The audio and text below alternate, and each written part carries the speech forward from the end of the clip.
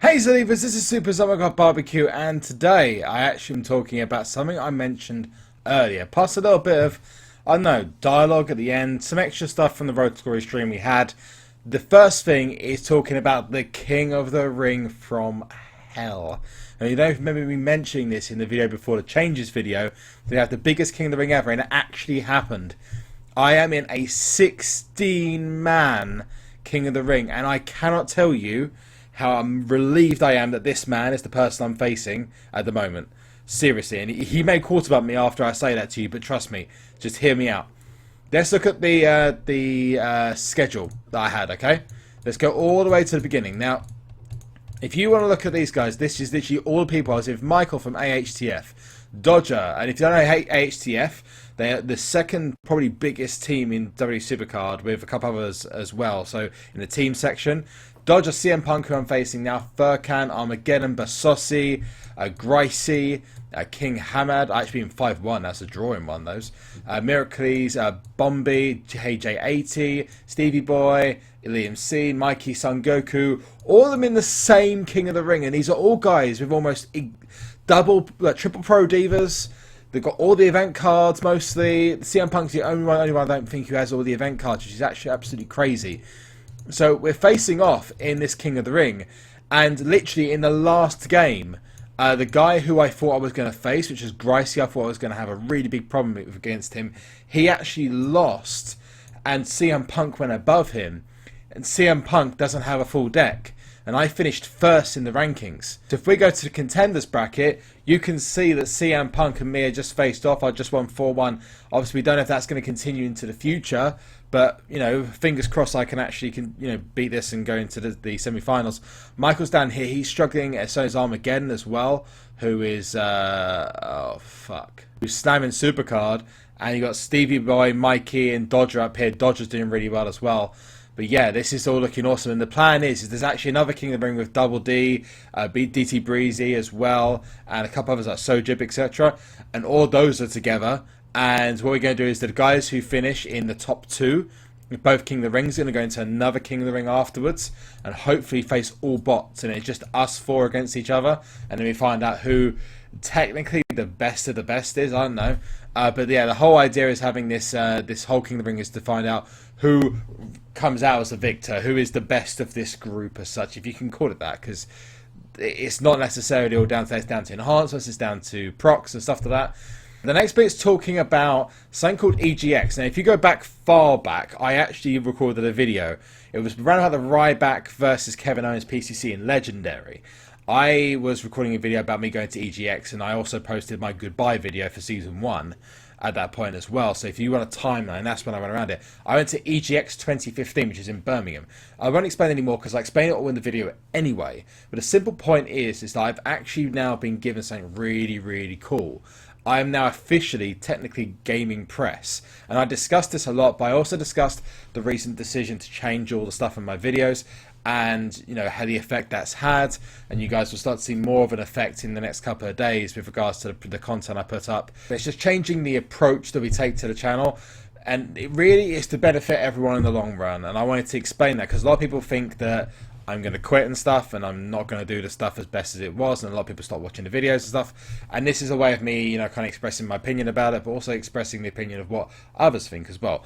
So I hope you enjoy it, guys, and I shall see you at the end. Fred says, thanks, congrats on becoming official gaming press. Yeah, did you hear about this yesterday? I did.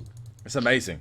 Congratulations. So, if you guys, and this is like to people in the stream and also onto YouTube as well, if people haven't seen previous videos where I've said I've gone to an expo called EGX, or Eurogamer Expo. EGX Eurogamer Expo is an exposition in Birmingham, England. It used to be in London, and basically I've been there every single year for the like 6 year. I'm a 6-year veteran, and I've been paying like the whole ticket there every single time. The first time I like went 3 days, so 3 days. Yep. And the second, every time from the second time I've done the whole 4 days. And last year I went there, and I met this guy called Westy, and Westy was awesome, and he gave me loads of really good hints and stuff. There's still some stuff he recommended to me that I need to do, which I am working on. Just find the time. Part of the reason why I'm going more on Twitch now than I am on YouTube. And the excitement, like the reason I got excited, okay, is because when I was going to these, I spoke to Westy, and Westy was like, yeah, I'm getting press. Well, he was just that he used to go to like all these pre-events to get access to games like Assassin's Creed and whatnot early, and he could post videos of them whenever he wanted to, like on Battlefield and Battlefront. He'd get early access to it whenever he needed to. So I'm just sitting here thinking, okay, that'd be awesome.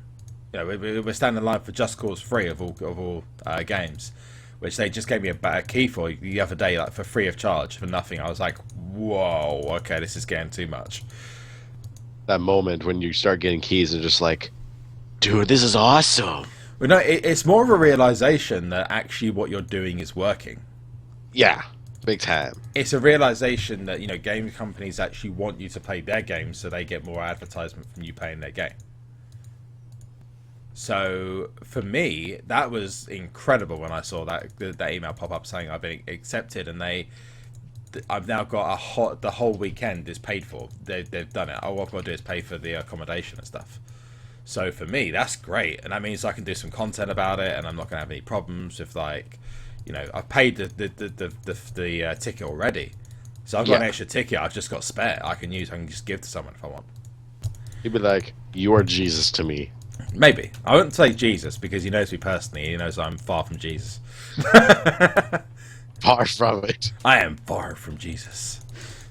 So yeah, that was awesome when that happened. I was really genuinely really hyped. And obviously, if you are in the UK, I'd seriously recommend you go to EGX and Eurogamer, because it is one of the most awesome things. It's basically like E3 and Gamescom in the UK. You get to see new games, you get to play new games, and it's one of like the only chances before the end of the year to play pretty much the finished article. Yeah. And you get to meet me if you come. And that obviously means everything. That means like the world to like all these viewers right now. They're like, fuck everything else. I get to meet JB. Yeah, maybe. It's crazy. It's a shame that I've had to change the content so much, because honestly, I think if I continue the way I was going, then I think the content has had to change for me to get more subscribers and more viewers in the future. Yeah. If I just did SuperCard, the views would suffer.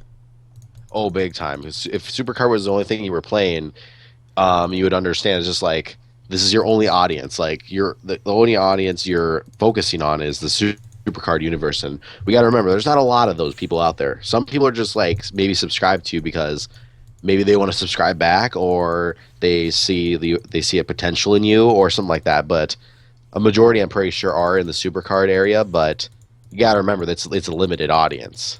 Oh, massively. Massively. It's a huge limitation. And as much as I love all the people that I meet on here and support me and stuff, there's no way I'm ever quitting SuperCard until like season 4 or something like that. But it's definitely season 4 if it even exists. In fairness, the way they're going with the team events, Tyler K98 says, I went to Birmingham EGX and won a Destiny tournament when they hadn't even come out yet. Wow, nice. That's crazy. I like your idea, just I can't make all streams, so enjoy streams be uploaded. That's the aim. The aim is that the streams, or the parts of the streams, get uploaded. So, for example, on Monday's stream, the GTA, the normal stream, we had, we talked about Raw, we spoke about WrestleMania tier, we spoke about the other stuff, and people liked that. But it didn't get as many views as the previous videos, because people were, I guess, disappointed that I wasn't releasing my normal stuff. Yeah, that's one thing. Like you mentioned, like on the group Twitter Twitter chat, you're saying how like your views just also like took a dive when once you uploaded that change video. You're like, hey, I'm doing some changes around here and all that stuff, and all of a sudden your views just went down. I'm like, that's complete bullshit. Like that shouldn't happen like that. It shouldn't, but this is YouTube, and obviously people want me to do better content than what I'm doing, so I'll just do what I do, and hopefully they understand that, you know, you can't just be a SuperCard player. And No. if they want to go and watch someone who dedicates himself to SuperCard and then leave them afterwards, then fine, go ahead and do that. But I'm not going to be the person that just sits here and just, you know, watches this game Clicks away. die a horrible death, because it is going to the way it's going. And Yeah. just sit back and just watch and think, oh, I could have done something else. So hopefully we come through this one. Fingers crossed we can get into the final of this King of the Ring. I'm really looking forward to it. Shout out to everyone inside it. Let me know in the comment section what you thought about the entire video and what you thought of my comments, and also what I believe the thoughts of other people in the channel are.